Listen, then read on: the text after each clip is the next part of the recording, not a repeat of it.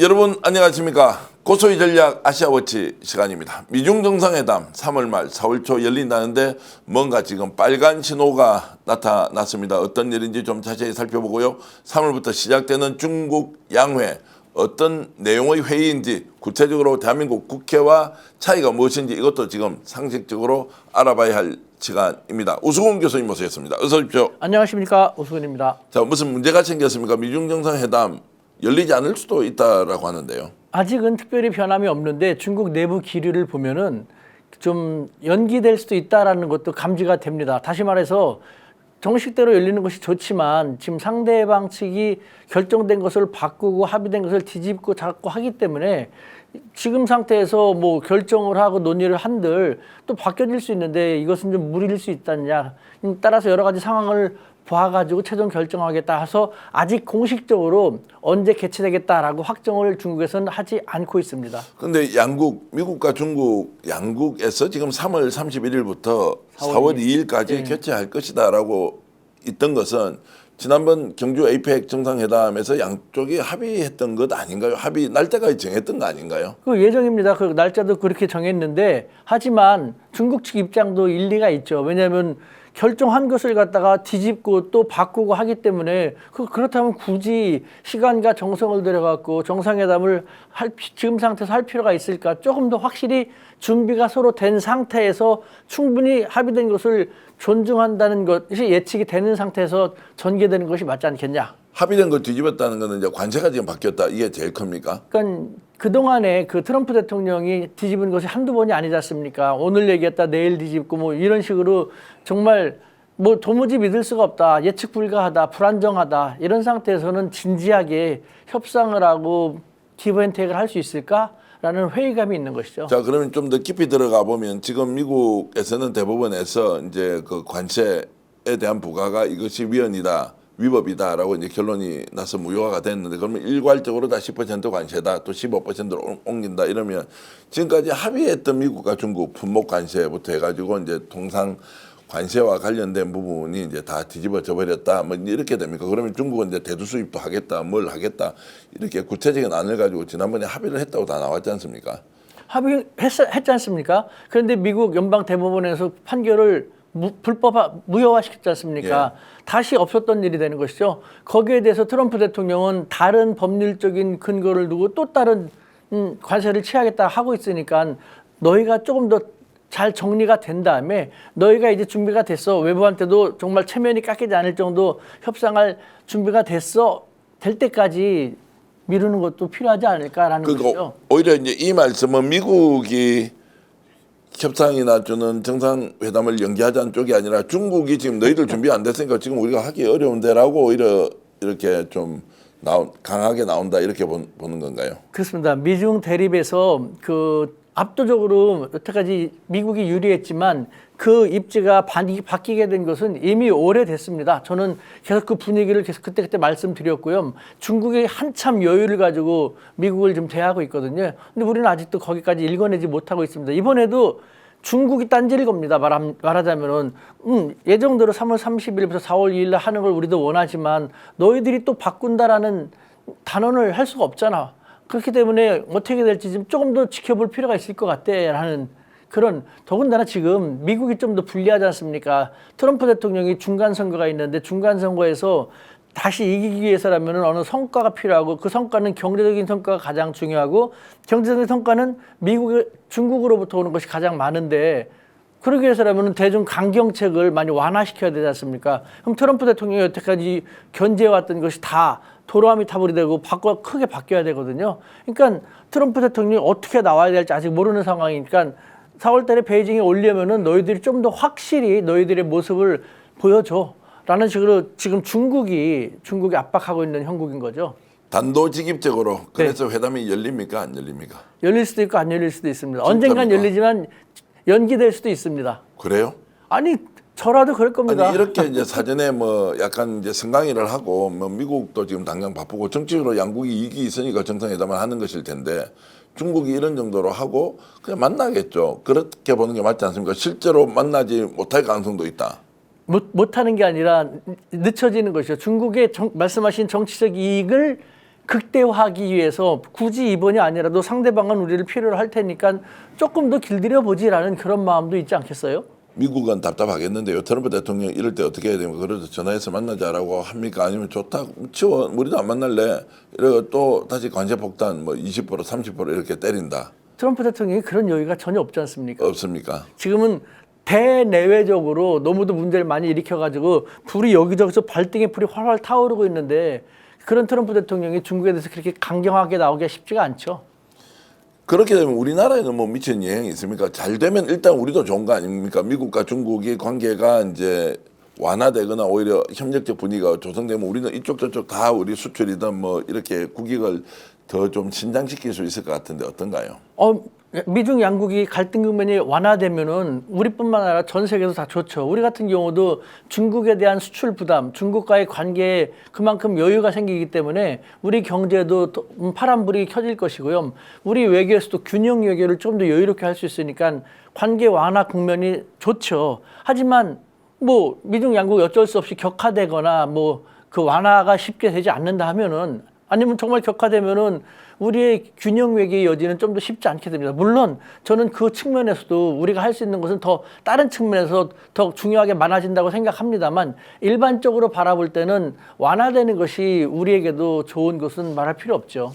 인터뷰를 이렇게 하다 보니까 교수님은 약간 중국 편이라는 느낌이 제가 드는 게 저는 뭐 중국, 미국 다 우리나라한테 이제 중요하고 뭐 시점에 따라서 상황에 따라 좀 다를 수 있다고 보지만 미국이 약간 좀 꼴불견이다 이런 생각 좀 하고 계신 거 아닙니까? 딱 깔려 있는 느낌이 그건데요. 중국은 어쨌든 준비가 돼 있는데 미국이 하도 트럼프가 좌충우돌하고 있으니까 야 이번 기회에 그냥 중국한테 한번 차이겠는데 뭐 이런 느낌을 좀 주시는데요. 저는 늘 말하지만 저는 대한민국파입니다. 예. 허접하게 좌파 우파나는 그런 안타까운 행동에서 저는 초월했고요.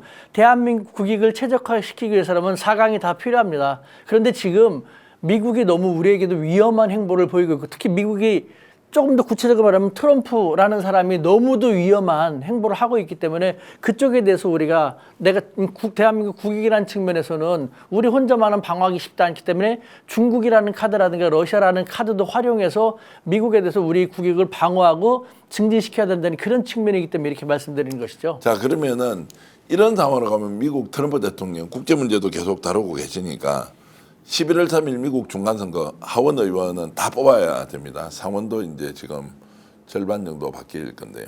이렇게 되면 어떻게 나올 것 같아요? 저는 지금 상태로 가면요, 미국의 그 이성과 상식이 아직도 살아 있다면요, 그 사필 규정으로 가야 되지 않을까요? 자업자득. 지금 트럼프 대통령이 미국뿐만 아니라 국제적으로도 얼마나 좋은 일을 많이 전개하고 있습니까? 자업자득이라는 측면에서 저는 사필 규정이 될 거라고 생각합니다. 그 말은 뭡니까? 이제 트럼프 대통령으로 보면 이제 참패할 가능성이 높다. 공화당이 트럼프 대통령 때문에 상당히 쉽지 않은 국면이고 또 그래서 11월 국면까지 지금 같은 상황이 간다면은 공화당 내부에서도 트럼프에 대한 반발, 반 트럼프 세력이 더 강하게 나오지 않을까라는 생각도 합니다. 뭐 정치권에 이렇게 활동을 해 오셨던 미국 시민 권자한테 이제 뭐 어제 식사하면서 들었는데 11월 3일 중간선거 어떻게 될 것 같습니까 하니까 굉장히 어려울 것이다. 보통 지금 민심이 이반된 게 아니다. 그러면 만약 민주당이 압승을 하게 되면 그래서 뭐가 어떻게 되는데요? 우리나라 누구처럼 되겠지. 뭐 이제 이렇게 얘기를 하더라고. 이것도 이제 방송에서 하면 우리가 미국에 또 출입국에 문제가 생길 수도 있기 때문에 그 정도로 정치적으로 심각한 위기가 올 수 있다라는 전망을 하더라고요. 교수님도 비슷하게 보십니까? 예, 그 미국 출입 문제가 생긴다는 것은 그것은 미국이 그렇게 협소하다고 생각하지 않습니다. 저는 반 트럼프이지 반 미가 아닙니다. 예. 저는 미국을 좋아하고 과거의 그 미국 맏형과 같은 미국이 다시 있기를 바랍니다. 다만 트럼프 때문에 지금 가장 피해를 보는 것이 미국이고 마찬가지로 다카이치 때문에 가장 피해를 보는 것이 일본입니다. 그래서 저는 반 트럼프 반 다카이치입니다. 반미 반일이 아닙니다. 네. 대한민국은 그러면 이런 국면에서 트럼프의 행동이 이제 저렇게 이해 못할 정도로 가 있는데 우리는 뭐 어쩔 수 없지 않습니까? 상대적으로 약소국이니까 상대적으로. 네. 그러면 거기에 이제 협상도 해야 되고 여러 가지 상황을 맞춰야 하는데 우리 정부로서도 참 이거 굉장히 대미 관계를 안정적으로 유지 관리하기 어렵겠다는 생각이 드는데 이럴 때는 대통령이 어떻게 해야 되죠? 지금 잘 하고 계시지 않습니까? 일단은 현실적으로 실용외교는 현실을 토대로 해야 되지 않습니까? 현실적으로 아직은 그래도 미국이 가장 강합니다. 그 미국을 도외시할 수 없지 않습니까? 하지만 과거와 같지 않지 않습니까? 초 슈퍼파워는 되지 않고 슈퍼파워 형식이고 그 밑에 또 파워 국가들이 몇 개 있지 않습니까? 저는 이런 힘의 세력, 힘의 균형을 잘 활용해야 한다고 생각을 하고 이재명 대통령이 역대 정권과는 달리 그런 식으로 차분하게 잘 가고 계신다고 생각을 합니다. 미국을 의식하면서 미국에 과도하게 끌려가지 않기 위해서 우리만으로는 부족하니까 늘 말씀드리지만 미국에 대해서는 중국이라든가 러시아 카드를 활용하고 중국과 러시아 카드를 잘 활용하면은 북한 카드도 활용할 여지가 생깁니다. 그렇게 되면은 일본도 미국과 중국, 러시아 진영에서 갈팡질팡하게 될 겁니다. 일본도 지금 미국에 대한 회의와 우려가 상당히 심하거든요. 우리는 따라서 이와 같이 미국을 의식하는 입장에서도 중국과 러시아의 관계를 강화하는 데 나갈 필요가 있는 것이죠. 자, 실용외교 말씀하셨고 뭐 이 대목도 짧게 짚어보고 이제 중국 양회로 넘어가야 하는데요. 북한에서 엊그저께 뭐 발표를 했습니다. 보셨죠? 이제 미국하고는 언제나 대화할 수 있다. 대한민국에 대해서는 아예 뭐 거들떠보지도 않겠다. 뭐 저는 이렇게 일단 이해를 했는데 기분 좀 나쁘지 않던가요? 기분이 나쁘다기보다는 냉철하게 바라볼 때 외교는 이성이어야 되니까 감정이라든 감성이 앞장서면 안 되거든요. 저렇게 얘기하는 것은 메시지를 우리가 정확하게 들춰볼 필요가 있는 것이죠. 똑바로 좀 해라. 응? 우리가 너희하고 말을 하건 안 하건 피를 나는 혈통이고 그 동족이고 한다는 건 누구나 다 아는 사실이다. 그런데 정권 바뀔 때마다 우리는 이대로 가는데 이쪽으로 갖고 갔다가 저쪽으로 가져갔다 정신없이 흔들어대니 우리가 어떻게 살겠는가. 좀 똑바로 일관된 정책을 전개해라라는 우리 사회에 대한 어떤 시그널이 강하다고 생각되거든요. 그러니까 저는 이재명 대통령 이 5년 동안의 관계 우리가 이제 과거 윤석열 때는 너무 형편없었어라는 모습 그런 것을 이제 다시는 그쪽으로 안 갈 수 있어라는 어느 정도 안심을 주면서 시간이 좀 지나게 되면요. 북한도 우리에 대해서 조금씩 달라진 모습을 점진적으로 보여줄 것이고 또 남북만에 그렇게 하긴 쉽지 않으니까 늘 말씀드리지만 우리는 중국과 러시아 카드를 잘 활용해야 할 필요가 있습니다. 중국과 러시아는 우리를 필요로 하기 때문에 우리가 그렇게 딜을 할 수 있거든요. 그러니까 중국과 러시아를 그만큼 잘 아는 분들이 이제 정치적인 영향력을 발휘할 필요가 있다고 생각되는데요. 북한이 그렇게 말하는 것은 우리는 잘 하고 싶으니까 너희들 좀 나만 똑바로 좀 해줬으면 좋겠어라는 저는 메시지를 잘 이해한다는 생각인 거죠. 그런데 실제 표현을 이렇게 합니다. 한국 현 정권의 태도 기만극이자 졸작이다. 동족의 범죄에서 영원히 배제할 것이다. 핵무기 안 쓴다고 가지고 있는 것처럼 착각하지 마라. 이거 쓸 수도 있다. 뭐 이런 느낌으로 딱 하나 빼고 했습니다.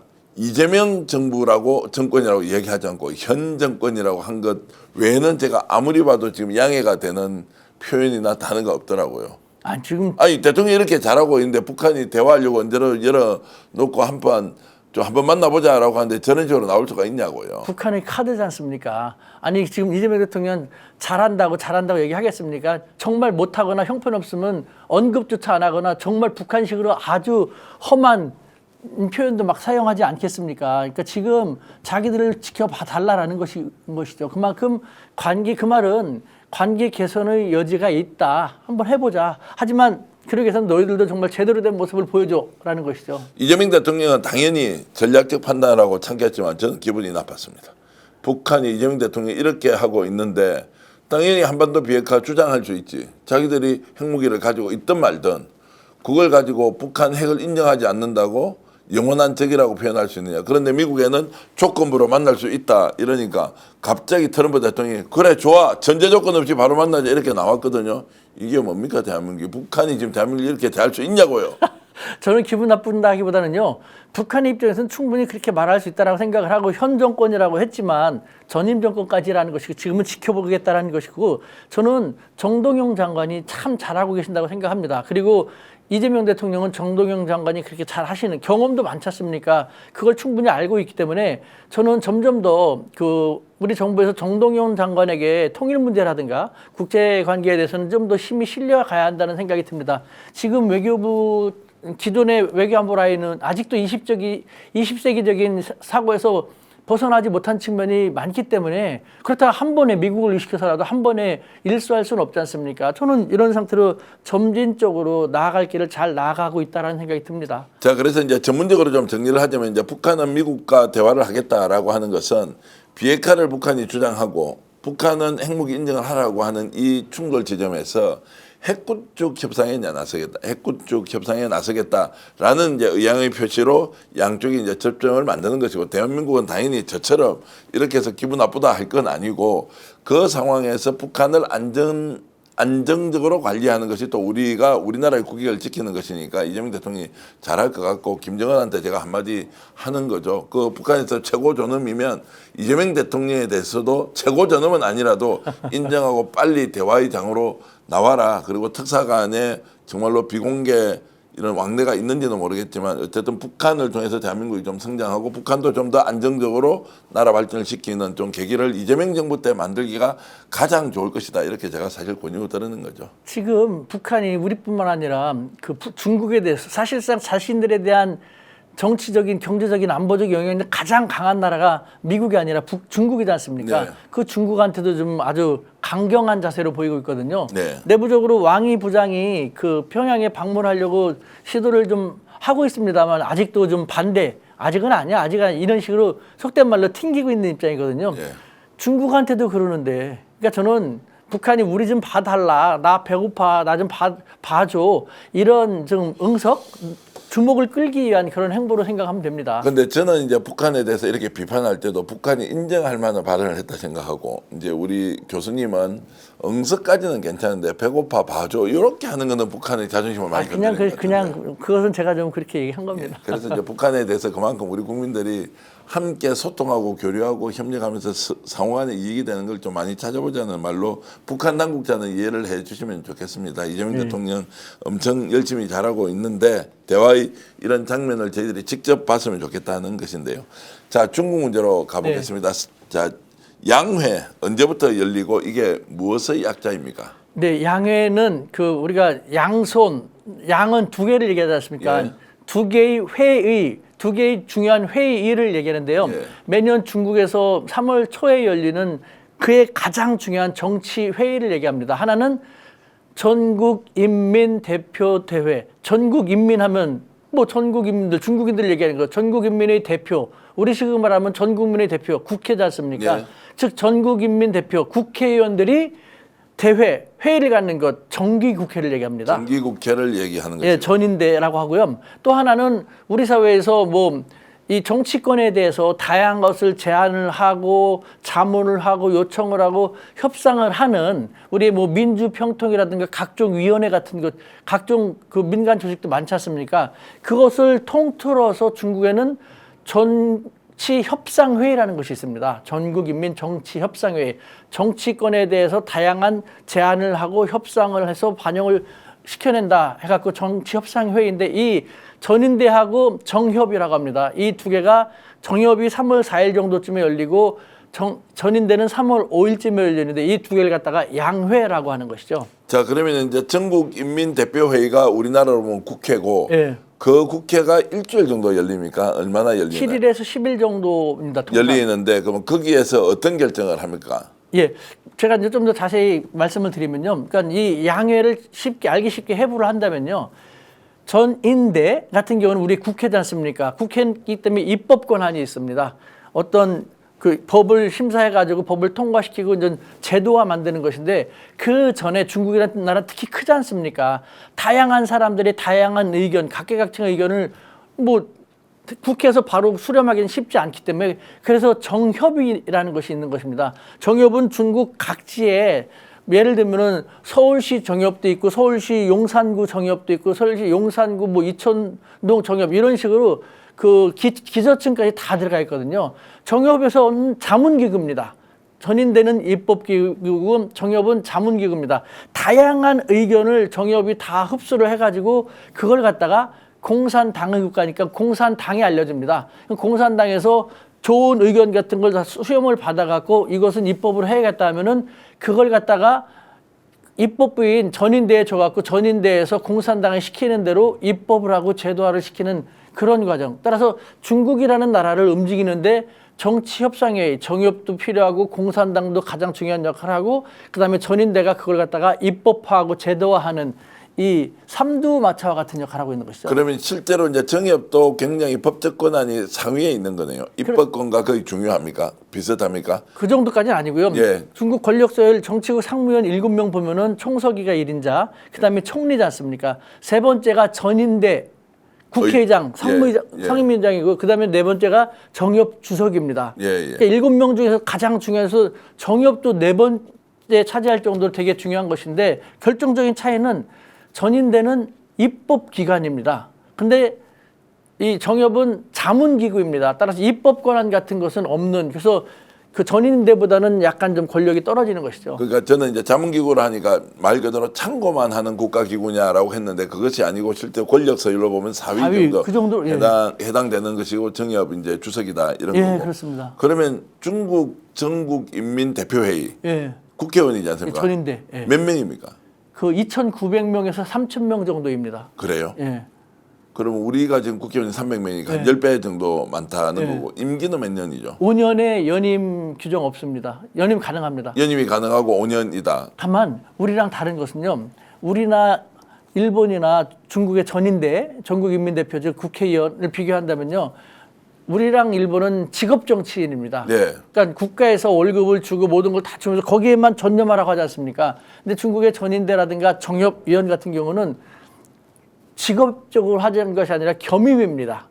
주로 어떤 사람이 겸임을 합니까? 그러니까 그 질문 잘하셨는데 전인대라든가 정협 공이 다 그 우리 같은 경우는 지역별로 안배하지 않습니까? 지역구 정치위원이 주되고 일본도 마찬가지인데 이쪽은 직능입니다. 그야말로 중국의 각계각층 노동자 대표, 농민 대표, 소상공인 대표, 뭐 연극인 대표, 군인 대표, 뭐 무슨 대표, 기업 대표 각계각층의 대표들로 구성되는 것이 전인대이고 정협인 것이죠. 그러면 상근 활동은 하지 않습니까? 예를 들어서 전국인민대표회의의 멤버인 국회의원이 사무실을 가지고 국가의 중요한 정책에 입법을 하려면 입법 제안도 해야 하고 그리고 우리처럼 행정부를 감시하는 이제 이런 역할도 국정조사나 국정감사 이런 것도 하고 이렇게는 하지 않는 모양이죠. 그 3,000명 전부 다가 그렇게 하진 않고 그 상무위원회라고 있어가지고 그중에서 일부만이 상근직을이 돼가지고 하는데 나머지 대부분은 자기들의 직업이 있습니다. 네. 직업을 하면서 겸직을 하는 것이죠. 그러면서 그때그때 그 역할을 하고 1년에 한 번씩 3월 4일에 일반적으로 3월 4일에 정협이 먼저 소집이 되고 그 다음 날에 3월 5일 날 전인대가 소집이 되는데 이때는 한 열흘 정도 그 베이징에 모여갖고 회의를 하지 않습니까? 이때 정기 회의를 할 때 회의 수당을 주는 네. 이런 식인 것이지 무급직입니다. 그것도. 그러니까 약간 명예직이긴 한데 권위는 상당히 있습니까? 그 만약에 예를 들어 전인대 대표 이러면 엄청 그 중국 사회에서 인정해 줍니까? 그렇죠. 입법권을 가진 국가 권력기관이고 형사소추의 면제도 이렇게 받기 때문에 아 그래요? 상당한 것이 다만 그 월급을 주거나 뭐 우리처럼 그렇게 직업 정치인으로서 그 정도까지 하지는 않지만 권력기관으로서는 보십시오. 14억의 중국인 중에서 딱 3,000몇 명이 그렇게 그 권한을 그 입법기관으로서의 권한을 갖는다면 권력이 상당한 것이죠. 그 3,000명을 어떻게 호칭합니까? 한 사람한테 우리는 국회의원이라고 부르지 않습니까? 인민대표. 인민대표라고 이렇게 부릅니까? 그것도요. 우리도 똑같습니다. 우리도 예를 들면 국회의원이 있고 예를 들면 서울시의원이 있고 경기도의원이 있고 뭐 그다음에 뭐 구의원이 있죠. 예. 있는 것처럼 여기도 마찬가지 있습니다. 예를 들면은 그 전국 대표, 전국 인민대표 이것이 예. 전국 국회인 것이죠. 그다음에 베이징시 인민대표, 베이징시 무슨 구 인민대표 이런 식으로 그 조직화되어 있습니다. 아 단계별로. 그렇습니까? 그러면 개인적으로 알고 있는 전국 인민대표도 있습니까? 있죠. 아 그래요? 거기서 또 우리가 차이점이 생기는 것은 우리는 직접 선거지 않습니까? 네. 지역별로 국회의원 뽑고 비례대표 있지만 중국 같은 경우는 이와 같은 권력기관 같은 것을 간접 선거하고 직접 선거를 혼용시키고 있습니다. 네. 그러니까 중국도 선거가 있습니다. 없는 것이 아닙니다.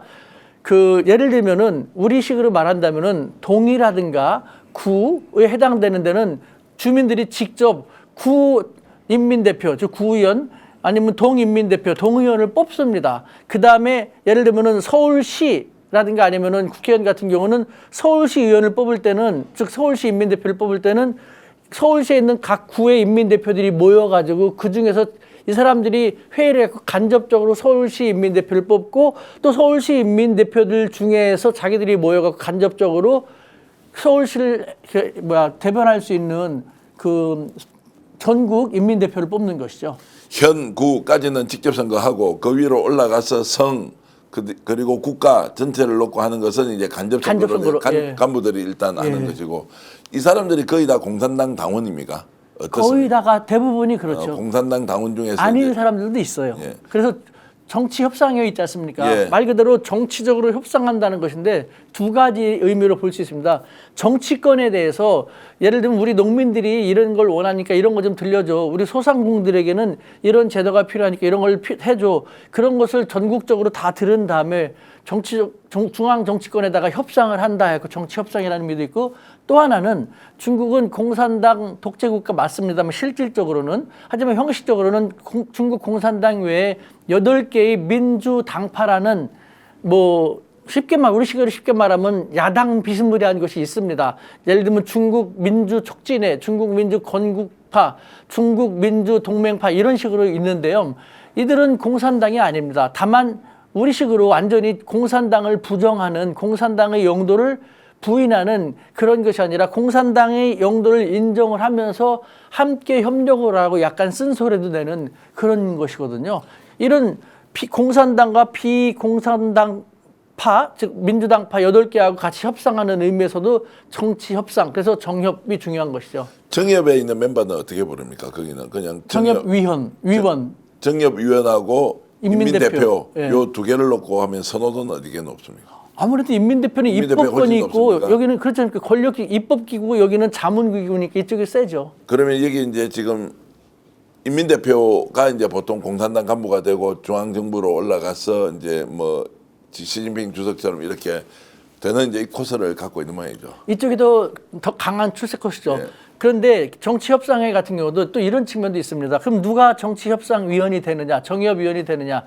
인민대표들하고 거의 큰 차이가 없습니다. 그러니까 각계각층에서 대표 권한이 있고 역량이 있는 소위 말하는 엘리트들, 그 분야에 잘 나가는 그런 사람들이 정협위원도 되고 인민대표도 되는데 뭐 인민대표가 되기 못된 그런 사람 있지 않습니까? 그러면 자기가 더 뛰어나고 역량인데 저 친구는 됐고 나 안 됐어? 불만이 있을 수 있죠. 그러니까 사회의 역량이 있는 엘리트층들의 불만을 제도권 내로 흡수시키기 위한 그런 측면들인 것이죠.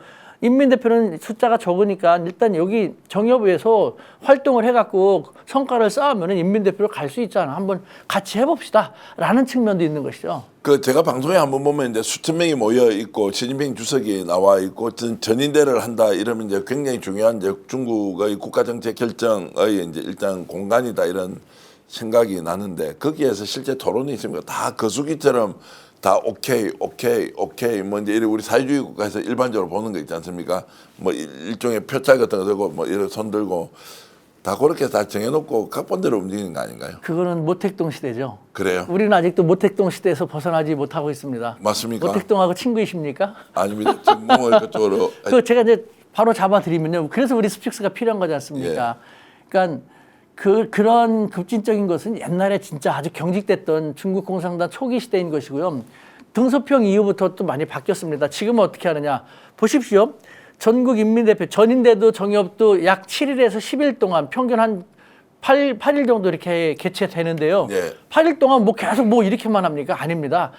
치열하게 논의를 합니다. 다시 말씀드리면은 제일 먼저 정치협상회가 먼저 개최됩니다. 정치협상회에서도 보면 예를 들면 서울시를 보면은 서울시 용산구 뭐 이촌동이 있고 무슨 동 많지 않습니까? 이촌동 지역에 있는 사람들이 이런 민원을 제기하면은 그다음에 무슨 서빙교동 사람들이 민원을 제기하면은 서울시 정협위원들이 그걸 받아들여 갖고 서울시 측면에서는 어떤 의견을 제시하자, 자문을 하자라는 식으로 서울시 의견을 내 갖고는 전국의 정치협상회의로 보내지 않습니까? 그것이 채택된 걸 갖다가 전국 정치협상회의에서 계속 토론을 하는 겁니다. 이걸 갖다가 우리가 전인대로 보내갖고 입법을 하는 게 좋을 것이 100개 있으면 100개 다 할 수 없으니까 그중에서 한 20, 30개 정도만 뽑겠죠. 어떤 것을 뽑아야 될지 이건 된다 저건 안 된다 거기서 치열한 로비도 들어갈 테고 나름대로 치열하게 경쟁을 해갖고 뽑힌 것이 이제 전인대로 보내지게 되고 전인대는 정치 협상에서 뽑혀온 것이 전부 다 그대로 입법화되기는 또 쉽지 않지 않습니까? 그 중에서 어떤 것이 필요하고 어떻게 바뀌어야 될 것인지 치열하게 논의를 벌이는 것이죠.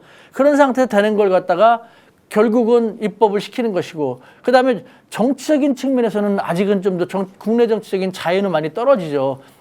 지도부 인선 같은 거라든가 중요한 거 같은 경우는 위에서 결정되는 거, 그런 것은 그대로 이것이지만 민생이라든가 정치, 국내 정치 분야를 제외한 다른 분야 같은 경우는 치열하게 논의하고 민주적으로 토론하고 합니다. 자, 올해 전인대가 이제 중요한 것은 결국 2028년부터 임기가 시작되는 또는 2027년까지 임기가 종결되는 시진핑 국가주석의 장기 집권과 관련된 부분 매우 치열하게 이제 논쟁이 될 건데, 벌써부터 지금 군 장성들 아예 친위부대로 만들고 있고 친청 체제, 즉 친위 체제를 구축하고 있다라고 해서 본인의 정책 반대자들을 계속 뭐 숙청한다고 해야 됩니까? 배제하는 이제 이런 정말로 살벌한 조치들이 이루어지고 있지 않습니까? 이게 이제 이번 전례는 결국 시진핑 국가주석의 연임과 관련된 것의 일종의 이제 바닥 다지기다, 이렇게 볼 수 있는 거죠.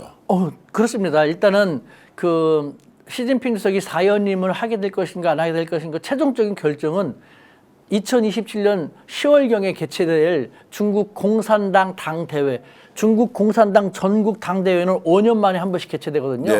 그러니까 지난 그 22년에 개최돼 갖고 시진핑이 3년임이 됐습니다. 그러니까 27년 내년 10월 달에 제15차 공산당 전국 대회가 개최돼 갖고 시진핑 4연임 여부를 결정을 짓는데, 그때는 이미 그냥 거수기가 되는 것이 가장 중요한 것은 거수기 역할이니까요.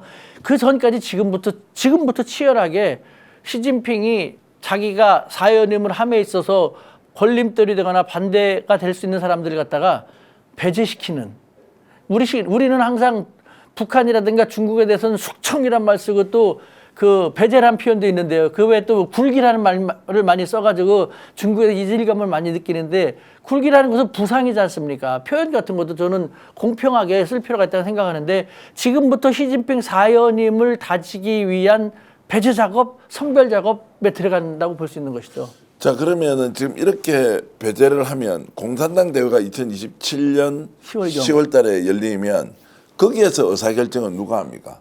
예를 들어 여기 이제 지금 전국 인민 대표들이 모이는 것인지 정협위원들이 모이는 것인지, 아니면 새롭게 또 공산당 대회는 멤버가 구성이 됩니까? 어떻게 됩니까? 그러니까 전국 양해는 이제 아시겠죠?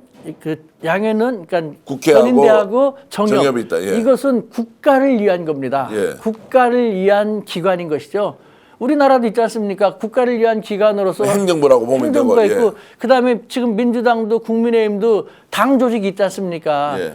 이것은 공산당 조직이 또 따로 있는 것이죠. 예. 그러니까 당 조직하고 국가 조직하고 헷갈리면 안 되는 것이 별도의 조직인 것이죠.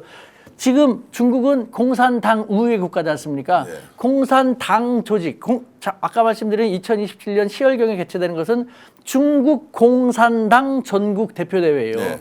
중국 인민이 아니라. 그러니까 요거는 지금 섞일 수가 있습니까? 완전히 다른 사람들. 완전히 다른 것이죠. 물론 권력자들은 겸직도 돼요. 예. 국회의원이면서 공산당 간부. 사실상 중요한 자리는 공산당원인 경우가 많으니까 이제 겹치는 경우도 많은데, 형식적으로는 완전히 별개의 조직인 것이죠. 그래서 가장 중요한 것은 공산당이 우회 국가이기 때문에 공산당에서 최고 권력의 포진이 되면은 뭐 공산당이 영도한다라고 중국 헌법에 되어 있거든요. 예. 공산당이 지도하는 대로 그대로 갈 수밖에 없는 것이죠. 그렇기 때문에 내년 2027년 10월에 가장 중요한 것은 7명의 상무위원 있지 않습니까? 총서기는 누가 할 것인가? 2인자 총리는 누가 할 것인가? 요 정도만 이렇게 결정을 합니다. 그러면은 총서기가 결정된 사람이 그다음 인선은 자기가 하게 되는 것이죠. 그걸 이제 누가 결정합니까? 그러니까 거기에서 공산당 대회에 나오는 공산당 대표는 몇 명 정도 됩니까? 거기도 한 2,000명 정도 됩니다. 2,000명 정도 나와서 시진핑 주석을 연임하자라고 할 가능성이 지금 몇 퍼센트 정도 됩니까? 거의 뭐 99% 이상 아닙니까? 99%인데도 거기에서 반대자들을 지금 계속 배제시키고 있는 작업. 그 반대자도 아주 유력한 반대자인 것이죠. 그러니까 시진핑 주석의 연임에 결정적으로 나 반대야라고 하면은 그 영향력이 파급력이 적지 않을 그런 사람들을 갖다가 보면서 색출하면서 제거시키는 그런 작업인 거죠. 그러면 왜 지금 시진핑 주석이 15년 했는데 뭐 국가 경영, 국가 운영을 잘하고 있다라는 평이 많지만 장기 집권 안 된다, 여기서 끝내자라고 하는 사람도 자기의 정치적 생명을 걸고 지금 싸우는 거지 않습니까?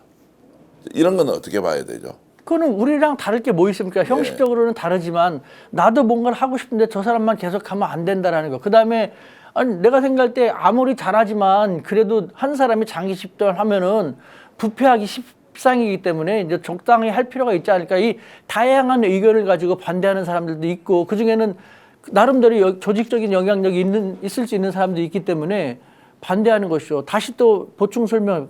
중요하기 때문에 계속 반복되는 것인데 중국 공산당 조직이 따로 있지 않습니까? 중국 사람들이 약 14억 정도 있다면요. 14억 몇 천만 명이지만 거기서 중국 공산당원은 약 1억 명 정도 됩니다. 네. 당원이. 이 1억 명의 당원들 중에서 중국 공산당 전국 대표 약 2천여 명을 뽑는 것이죠. 이 2천여 명이 5년마다 한 번씩 열리는 중국 공산당 전국 대표, 내년에는 2027년 10월경 베이징에 모여가지고 이 사람들이 총서기를 뽑는 겁니다. 네. 그 총서기를 한 명을 뽑으면 총서기 인사 권한이 있으니까 자기가 다 이렇게 하는 것인데 시진핑 주석은 그래서 이 중국 공산당 2,000명의 대표가 될 만한 그런 사람들 중에서 문제가 될 사람들을 막 선별하는 그런 작업인 거죠. 우리는 이제 여론이나 민심이 굉장히 중요하지 않습니까? 중국에서 시진핑 주석이 15년간 이제 국정 운영을 하고 5년을 연임할 수 있다 아니다라고 하는 이제 중요한 결정이 내년 이제 10월달에 있을 것인데